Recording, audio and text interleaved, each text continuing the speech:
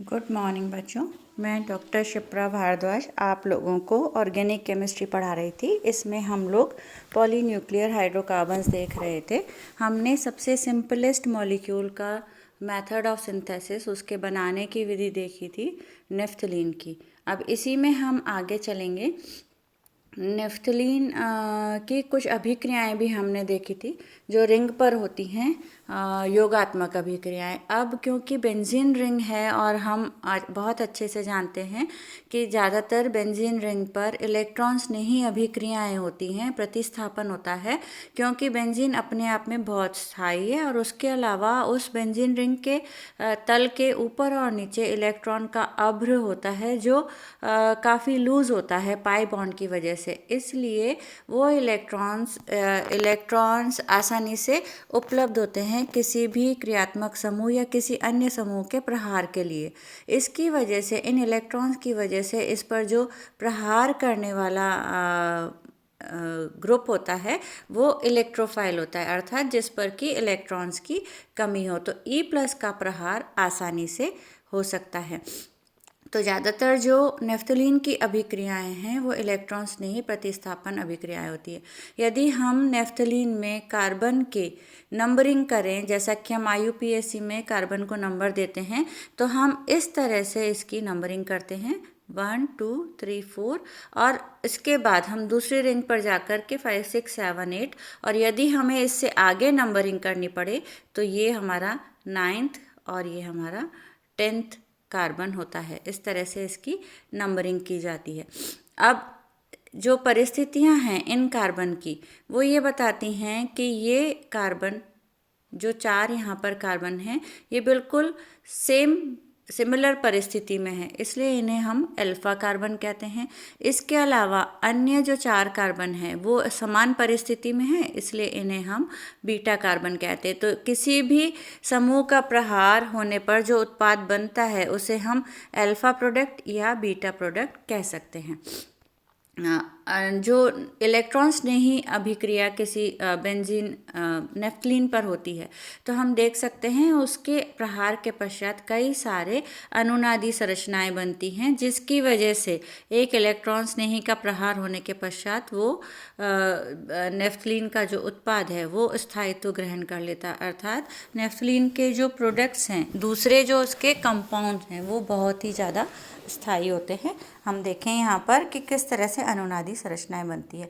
जब किसी भी E+ का प्रहार अल्फा स्थिति पर होता है, तो यहाँ से एक लोन पेयर आपको जैसा दिखाया गया है, इलेक्ट्रॉन उस पर शिफ्ट हो जाता है, जिससे कि वो E+ उन इलेक्ट्रॉन्स को लेकर के और अपना बंध बना सके। इस बंध के बनने के पश्चात, क्योंकि यहाँ से इलेक्ट्रॉन्स हट गए हैं, इस बीटा कार्बन पर धन आवेश आ जाता है। ये धन आवेश आने के बाद में ये धन आवेश पूरी रिंग में अपनी एक एक स्थिति छोड़ करके रोटेट होता रहता है, जैसा कि यहाँ दिखाई दे रहा है आपको। पहली स्थिति बीटा, फिर उसके बाद में ये इस अल्फा कार्बन पर आ जाता है, ये डबल बॉन्ड शिफ्ट हो जाता है। फिर इसके पश्चात ये इसमें भी परिवर्तित हो सकता है। आप देख सकते हैं यहाँ पर, ये यहाँ पर इसके पश्चात ये दूसरी रिंग में एक कार्बन छोड़ करके यहाँ, और इसके बाद ये एक कार्बन छोड़ के यहाँ, इस तरह से ये अनुनादी संरचनाएं, यदि वो जो प्रहार है वो अल्फा कार्बन पर हुआ है, तो जो बनने वाले हमारे रेजोनेटिंग संरचनाएं हैं वो इस तरह से बनती है। अगर ये प्रहार बीटा कार्बन पर हो तो जो अनुनादी संरचनाएं हैं वो भिन्न होती हैं। ये आप देख सकते हैं, बीटा कार्बन पर प्रहार के पश्चात में ये बनने वाला कार्बोनियम आयन, फिर इसके बाद में नेक्स्ट इसका अनुनादी संरचनाएं इस तरह से आगे बनती जाती हैं। हम आगे बना सकते हैं। इसके पश्चात ये रिंग में इधर रोटेट होगा इस जगह पर, फिर इसके पश्चात यहाँ पर, और फिर इसके पश्चात यहाँ पर। इस तरह से हमें अनुनादी संरचनाएं मिलती।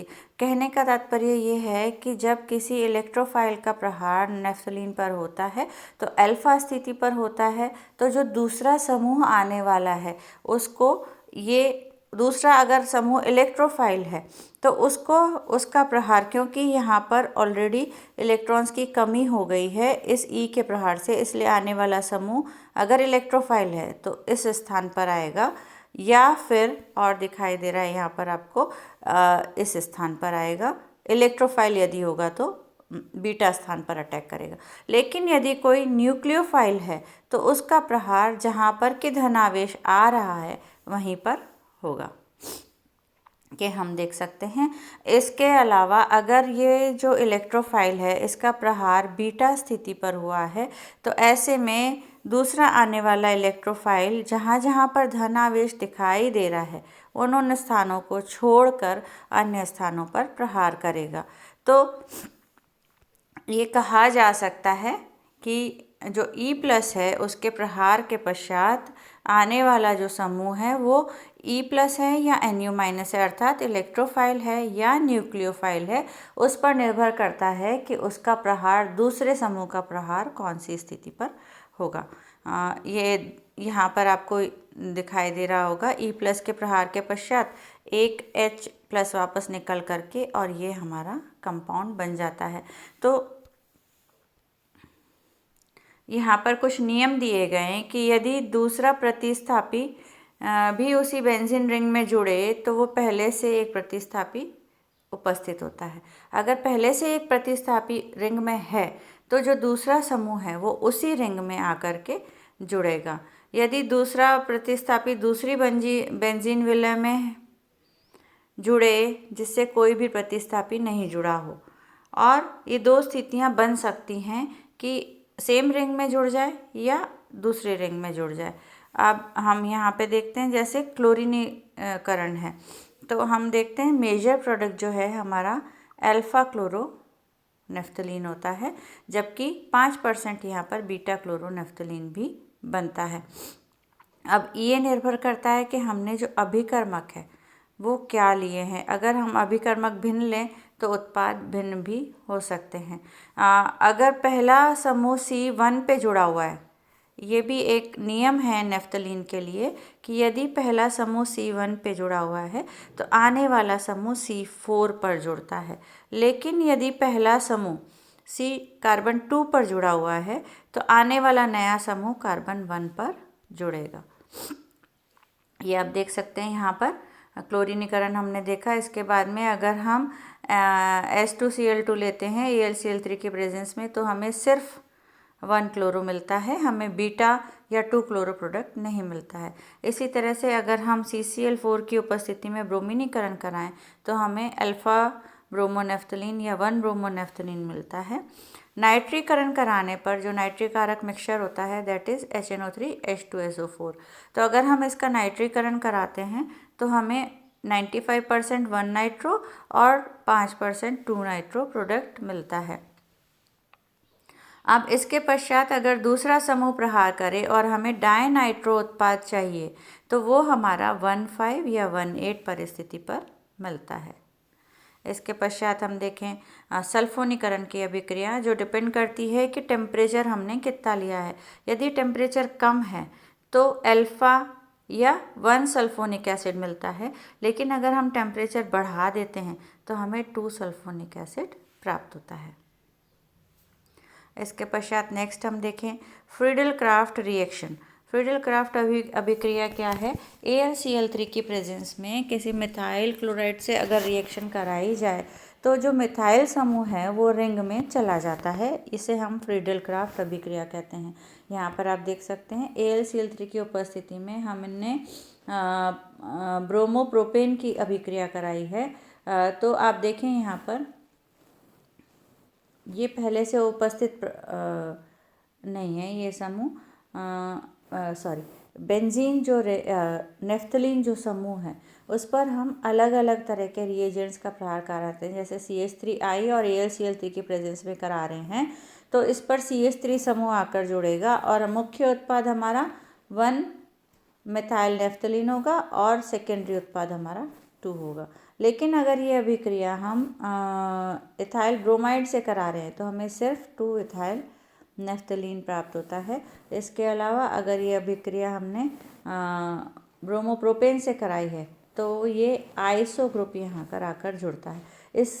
इस अभिक्रिया से ये समझ में आता है कि जो अभिक्रिया है वो आयनिक है और इस पर है वो कैटायन का अटैक होता है। तो जो CH3